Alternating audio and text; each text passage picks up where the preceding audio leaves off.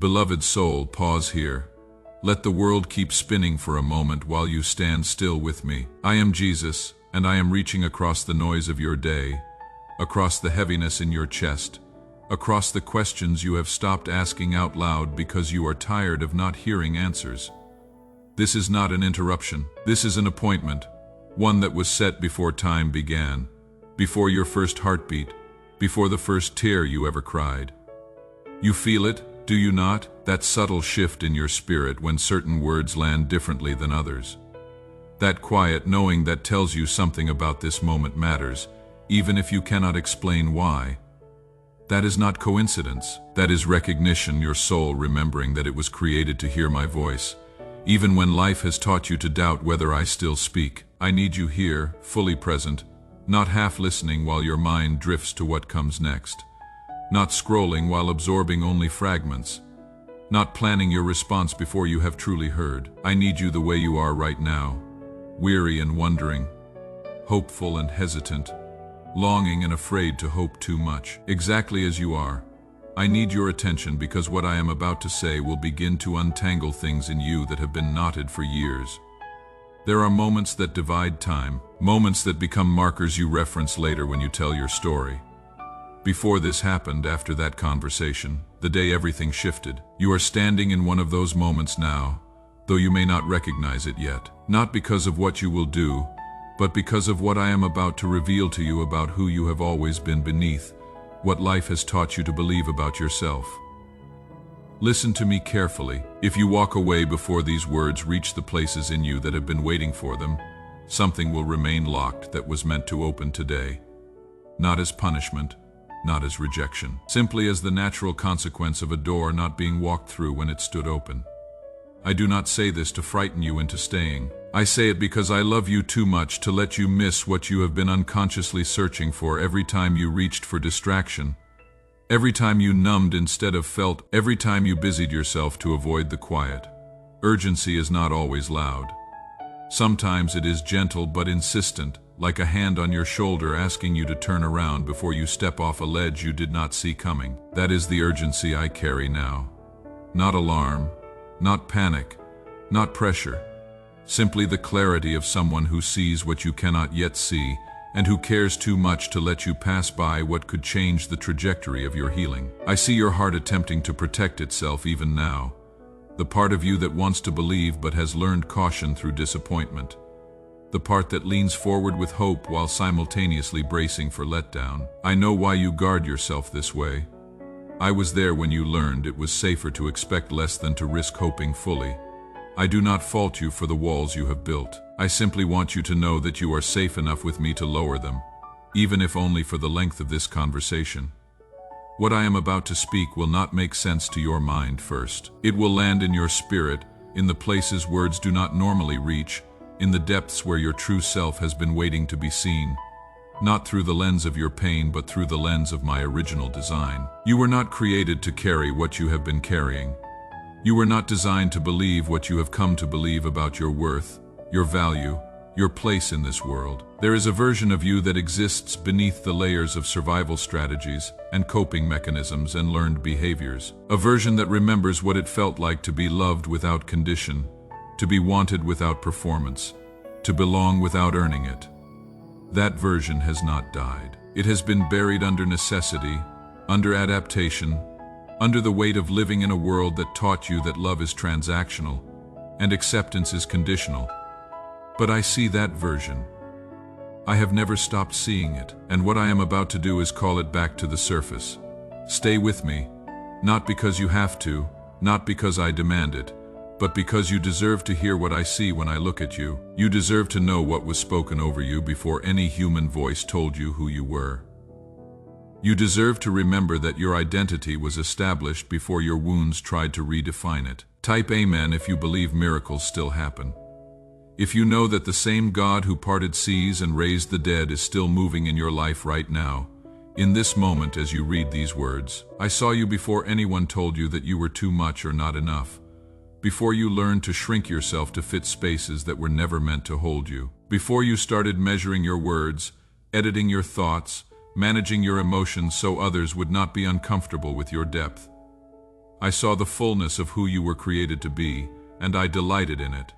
I still do. There was a time when you moved through the world with a lightness that pain had not yet touched. When you loved without strategy, trusted without suspicion, hoped without hedging. I remember that version of you. Nothing about that original design was a mistake. When I formed you, I placed sensitivities within you on purpose. The way you feel things deeply was not an error in creation. It was intentional. The way words impact you, the way you absorb the emotions of rooms you enter. All of that was woven into you by design. I knew you would feel more, carry more than others around you, and I gave you the capacity for it, even when life tried to convince you that your depth was a flaw. You were tender before the world taught you to toughen up. You were trusting before betrayal taught you suspicion. You were hopeful before disappointment taught you to lower expectations. And every time someone told you to be less of who you were, every time you were made to feel like your emotions were inconvenient or your needs were too much, I was there. I saw it. I felt what you felt. And I want you to know that I never agreed with those assessments. I never looked at you and thought you needed to be different. I looked at you and thought you were exactly right. The wounds came as they do for everyone living in a broken world. People who were supposed to protect you failed to do so. Words that should never have been spoken were spoken anyway, and slowly you began to shape yourself around those wounds. You learned what to hide, what to reveal, how to be to avoid rejection. You became so skilled at adaptation that you almost forgot there was an original version of you beneath all the adjustments. But I never forgot. While you were learning to survive, I was holding the memory of who you were before survival became necessary. You thought you were becoming someone else. In truth, you were covering yourself in layers that were never meant to be permanent. And I have been waiting for the moment when you were ready to begin removing them. Your pain was real. The things that happened to you should not have happened. I was present in all of it, not as a distant observer, but as one whose heart broke with yours. I did not cause your pain. This world is fractured, and fracture produces casualties. You were one of them, but even in the midst of what hurt you, I was already planning your restoration. Nothing that was done to you has the final word on who you are. People labeled you based on moments, on misunderstandings, on their own brokenness. They called you things that were never your name. They made assumptions about your character based on your pain responses, not understanding that what they interpreted as defiance or distance was simply a wounded heart trying to survive. Shame entered through those misunderstandings. It crept in when you were told your emotions were too much, when you were punished for needs you could not help having, when you were rejected for being exactly what I created you to be. Shame told you that something was fundamentally wrong with you, that if people really knew you, they would not want you, that you needed to hide the messy parts, the struggling parts, the parts that did not fit neatly into acceptable categories, and over time, you began to believe it. You began to see yourself through the lens of shame instead of through the lens of truth.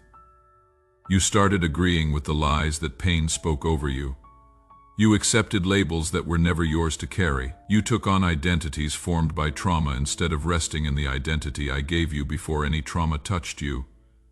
I am speaking now to dismantle what was built on false foundations.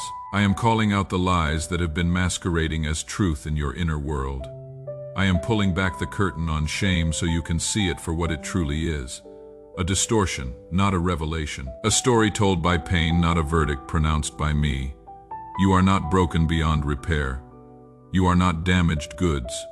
You are not the sum of your worst moments or your biggest mistakes. You are not defined by what was done to you or what you did in response to being hurt. You are not too much or not enough.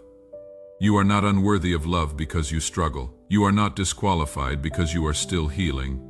Every single one of those statements is a lie, and I need you to begin recognizing them as such so they stop having authority in your life. You have been living under the weight of verdicts that were never handed down by me. You have been carrying shame that was assigned to you by people who did not understand you, by circumstances that overwhelmed you, by an enemy who has been working overtime to convince you that you are less than what I say you are. But here is what I say. I say you are beloved, not because you earned it, not because you performed well, not because you got everything right. Beloved because I chose to love you, fully knowing everything about you. There is nothing hidden from me. No secret you carry that shocks me. No struggle you face that makes me reconsider. I know the parts of yourself you hide. I know the thoughts you are ashamed of. I know the patterns you cannot seem to break. I know the fears that wake you at night. And knowing all of it, every single bit, I call you mine. I say you are chosen. Out of all the ways I could have formed you, I chose this specific design. Out of all the purposes I could have assigned, I chose this one for you. Out of all the stories I could have written, yours is the one I am writing. You were not an accident. You were not a backup plan. You were intentionally created, intentionally called, intentionally loved. I say you are known, not superficially, not partially, fully, completely. I know why you react the way you do. I know where your triggers come from. I know what you are protecting when you push people away. I know what you are seeking when you reach for things that cannot satisfy. I know the longings you have never voiced. I know the dreams you stopped allowing yourself to dream. I know you in ways you do not even know yourself, and I am not disappointed by what I see. Comment, Amen.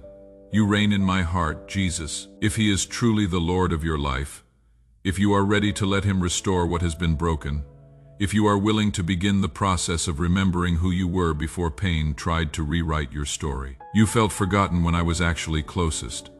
The nights you prayed and heard nothing. The moments you cried out for help and were met with silence. I was there. I was nearer than your breath, more present than you could perceive. My silence was never absence. There were seasons when I drew nearer than ever before, yet I did so in ways your pain could not immediately recognize. I was not ignoring your prayers. I was answering them in dimensions you could not yet see. I was fighting battles on your behalf that you were too exhausted to fight. The silence you interpreted as distance was actually protection. There were things you were asking for that would have harmed you if I had given them when you asked. There were doors you wanted opened that led to places not meant for you. So I was quiet. Not because I did not care, but because love sometimes says no, sometimes says wait, even when those answers feel like rejection. While you thought I was absent, I was actually intercepting attacks meant to take you out. I was redirecting plans formed against you. I was closing doors that looked appealing but led to destruction. I was doing 1,000 things you will never know about to keep you, guide you, position you for this moment. You survived things that should have broken you permanently. You endured seasons that crushed others, yet here you are, still breathing, still seeking. That is not luck. That is my hand holding you together when everything in you wanted to fall apart. There were moments I carried you when you thought you were walking alone. Moments I spoke to your spirit when your mind heard nothing. Moments I shifted circumstances in your favor when you assumed everything was against you. You attribute your survival to stubbornness or chance, but I want you to know it was neither.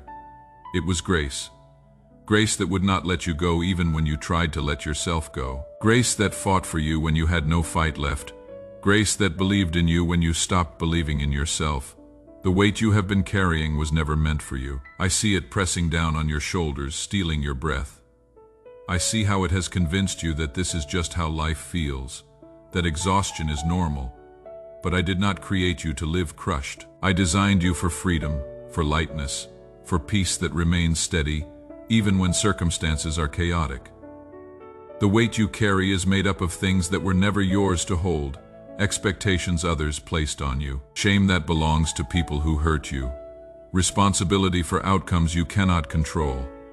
You picked these things up over time without realizing how heavy they would become. They accumulated gradually until you forgot what it felt like to move without them. You adapted to the weight, but adaptation is not the same as design. Just because you can carry something does not mean you were meant to. Fear wove itself into this weight. Fear that if you stopped carrying everything, it would all collapse. Fear that rest equals irresponsibility. This fear sounds responsible, but it is lying to you. It is keeping you enslaved to patterns that are slowly draining the life from you.